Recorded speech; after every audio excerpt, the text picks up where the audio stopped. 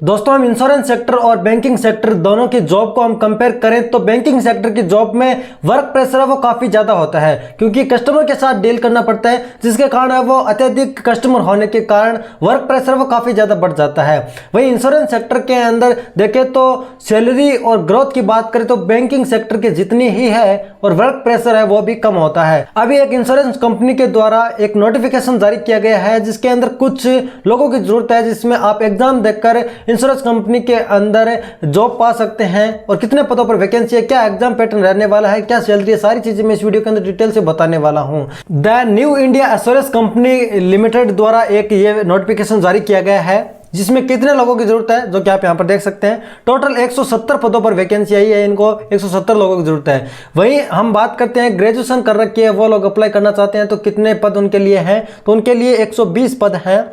यदि आप ग्रेजुएट हैं लगभग आपके 60% या फिर आप माने तो 55% यदि आप रिजर्व कैटेगरी से आते हैं तो आपके हैं तो आप इसके अंदर अप्लाई कर पाएंगे। बाकी मैं नोटिफिकेशन के अंदर सारी चीजें बता रहा हूं। तो जर्नलिस्ट नाम की एक पोस्ट है, उसके अंदर आपको 120 पद देखने को मिलेंगे और अकाउंट से यदि आपने कोई पढ़ाई कर रखी है तो इसके अंदर आप अप्लाई कर सकते हैं। इसमें सिर्फ इतना नहीं है कि आप यदि ग्रेजुएशन कर रखी है तो अप्लाई कर पाएंगे, तो अकाउंट वाले हैं वो उसके लिए 50 पद हैं। यदि आपने अकाउंट से कोई डिग्री कर रखी है तो आप इसके अंदर अप्लाई कर सकते हैं। इंपॉर्टेंट डेट है वो हम यहाँ पर देख लेते हैं, 10 सितंबर से 29 सितंबर के बीच, यानी लगभग आपको 20 दिन का समय मिल जाता है। इसमें आप अप्लाई कर सकते हैं और इसमें 2 एग्जाम होंगे। पहले हम प्री की बात करते हैं फेज 1 की, तो वो 13 अक्टूबर 2024 को कंडक्ट कराया जाएगा। लगभग आपके पास 1 महीना पड़ा है आपसे। पहला एग्जाम होने के 1 महीने बाद फेज 2 का ऑनलाइन एग्जाम होगा आपका 17 नवंबर को, जिसमें ऑब्जेक्टिव और डिस्क्रिप्टिव दोनों प्रकार के क्वेश्चन आएंगे। दोनों ही ये एग्जाम है वो ऑनलाइन होने वाला है, आपको लिखना कुछ भी नहीं है। पहले के अंदर सिर्फ और सिर्फ ऑब्जेक्टिव टाइप क्वेश्चन पूछे जाएंगे।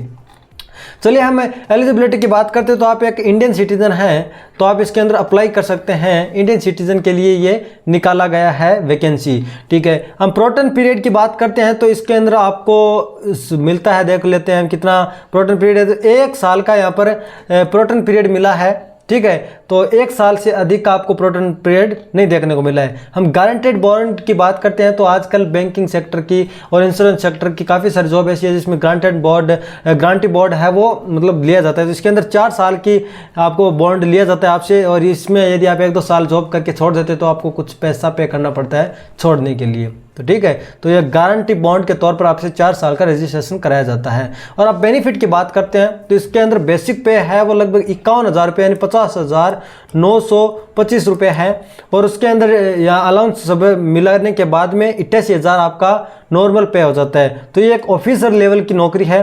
तो अब सीधी सी बात है, इसके अंदर इतना छोटा मोटा एग्जाम तो होने वाला है नहीं, और क्या क्या आने वाला है सारी चीज़ें मैं आपको अभी बताने वाला हूं। और ये कोई बेसिक एग्जाम नहीं होने वाला है, ये आप इतना समझ लीजिए। यदि आप बैंकिंग के या इंश्योरेंस की तैयारी करते हैं तभी आप इसको करेक्ट कर पाएंगे। यदि आप SBI PO, IBPS PO, IBPS clerk या फिर IBPS की जितनी बैंक है उनकी तैयारी करते हैं, फिर इंश्योरेंस सेक्टर के अंदर आपने इंटरेस्ट जमा रखा पहले से और आप एग्जाम देकर फाइट करना चाहते हैं एग्जाम और इसके अंदर जॉब पाना चाहते हैं तो ही आपके लिए जॉब है। ऐसा नहीं है कि एक नॉर्मल सी सरकारी जॉब की आप तैयारी कर रहे हैं और इसके अंदर अप्लाई करें तो आपका पैसा वेस्ट होने वाला है जो ऑनलाइन एप्लीकेशन के अंदर लगेगा, ठीक है। और भी जितने पैसे लगेंगे वो आपके वेस्ट जाने वाले हैं। तो एजुकेशनल क्वालिफिकेशन की बात करते हैं तो देखो, जो जर्नलिस्ट की पोस्ट है उसके अंदर तो आपकी मिनिमम क्वालिफिकेशन है वो ग्रेजुएशन या पोस्ट ग्रेजुएशन होगी तो चलेगा, ठीक है। किसी भी recognised university and equivalent qualification, ठीक है।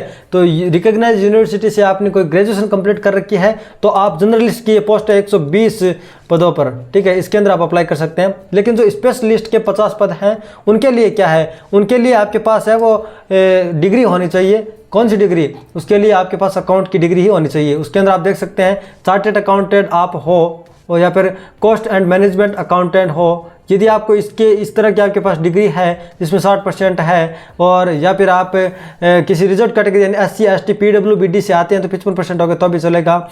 MBA फाइनेंस वाले, पीजीडीएम फाइनेंस वाले एमकॉम विथ 60% और रिजर्व कैटेगरी वाले 55% से ये डिग्रियां आपने कंप्लीट कर रखी है तो आप इसके अंदर अप्लाई कर सकते हैं। यानी अकाउंट से जुड़ी कोई डिग्री आपने कंप्लीट कर रखी है, चाहे तो वो एमकॉम हो 60% से, रिजर्व कैटेगरी वाले 55% से, और एमबीए फाइनेंस या फिर पीजीडीएम फाइनेंस आपने कर रखा है तो आप स्पेशल जो वैकेंसी है स्पेशलाइजेशन वाली उसके अंदर आप अप्लाई कर सकते हैं। 120 के अलावा तो 50 निकल गई है, टोटल 170 वैकेंसी है।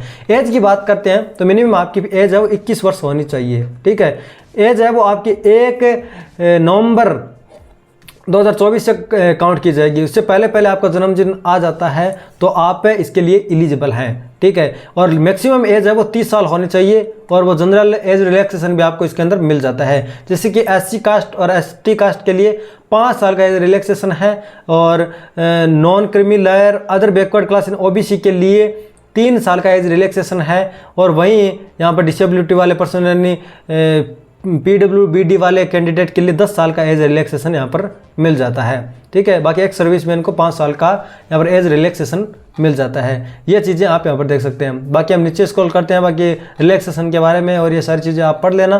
जो इंपॉर्टेंट चीज़ें इस नोटिफिकेशन के अंदर वो मैं आपको बता देता हूँ।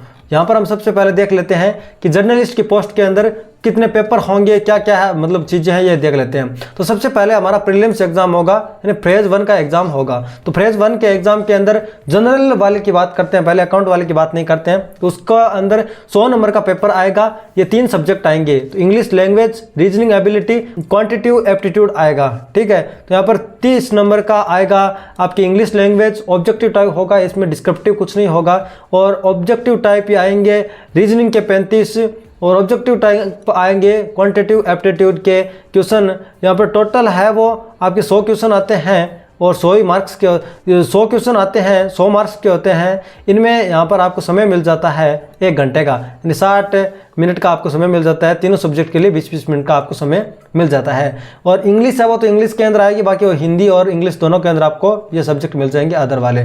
अभी मेंस एग्जाम की बात करते हैं तो उसके अंदर क्या कुछ ऐड हो जाता है जनरल वाले के लिए और स्पेशल वाले के लिए क्या है। तो इसमें भी आपको दोस्तों ऑब्जेक्टिव और डिस्क्रिप्टिव दोनों प्रकार के क्वेश्चन मिलेंगे। ठीक है, यहाँ पर डिस्क्रिप्टिव और ऑब्जेक्टिव दोनों प्रकार के क्वेश्चन होंगे। डिस्क्रिप्टिव में क्या करना है ये मैं आपको अभी बताऊंगा। तो 200 नंबर का यहाँ पर पेपर होगा और यहाँ पर हम चलते हैं जनरल वाले के देखते हैं। तो फेज 2 का जो यानी मेन एग्जाम है वो 200 नंबर का होगा। उसमें रीजनिंग, इंग्लिश लैंग्वेज, साथ में जनरल अवेयरनेस तथा टेस्ट ऑफ क्वांटिटेटिव एप्टीट्यूड आने वाला है। यानी कि टोटल है वो 200 क्वेश्चन आपको मिलेंगे 200 नंबर के। और ये इंग्लिश तो इंग्लिश के अंदर आएगा और बाकी हिंदी इंग्लिश आपके अंदर दोनों मिल जाएगा आपको।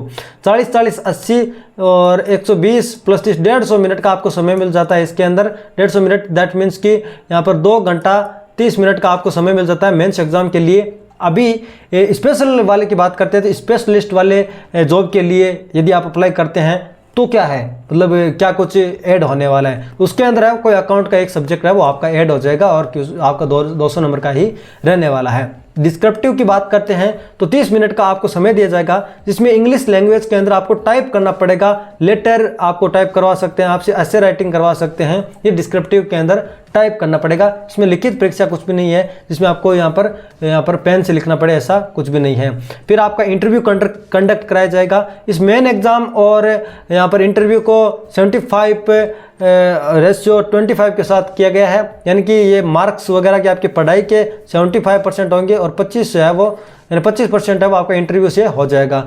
फिर आपका फाइनल सिलेक्शन हो जाएगा। ये आपने इंटरव्यू भी पास कर दिया है तो फाइनल सिलेक्शन होने के बाद में आपकी जॉब फिर मजे 88,000 रुपये की आपकी क्या है नौकरी लग जाएगी।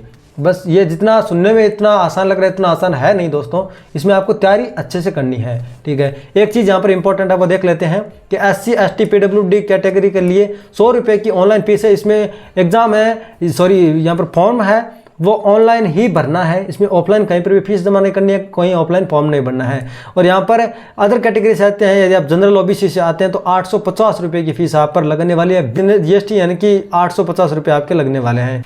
तो 850 रुपये आपको लगने वाले हैं। बाकी एग्जाम सेंटर के बारे में यहाँ पर डिटेल दी गई है कि एग्जाम सेंटर कहाँ हो सकता है, क्या हो सकता है, ये सारी चीज़ें दी गई है। इस नोटिफिकेशन का लिंक है मैं आपको डिस्क्रिप्शन के अंदर दे दूंगा। स्टेट वगैरह सब लिखे गए हैं। फीस पेमेंट है वो किस तरह से करनी है और इसके फॉर्म अप्लाई होंगे तो फॉर्म अप्लाई किस तरह से करने हैं ये सारी डिटेल आपको नोटिफिकेशन के अंदर ही मिल जाएगी। और यदि आप चाहते हैं कि मैं आपको डेमो के साथ बताऊँ जब फॉर्म स्टार्ट होंगे तो मैं वीडियो ला दूंगा, आप कमेंट कर दीजिए। यदि आपको ये वीडियो पसंद आया है और इस जॉब में आप अप्लाई करना चाहते हैं तो आप अपने इंटरेस्ट के हिसाब से अप्लाई कर सकते हैं। मैं मिलता हूँ आपसे इंटरेस्टिंग होने वीडियो के अंदर, तब तक के लिए जय हिंद।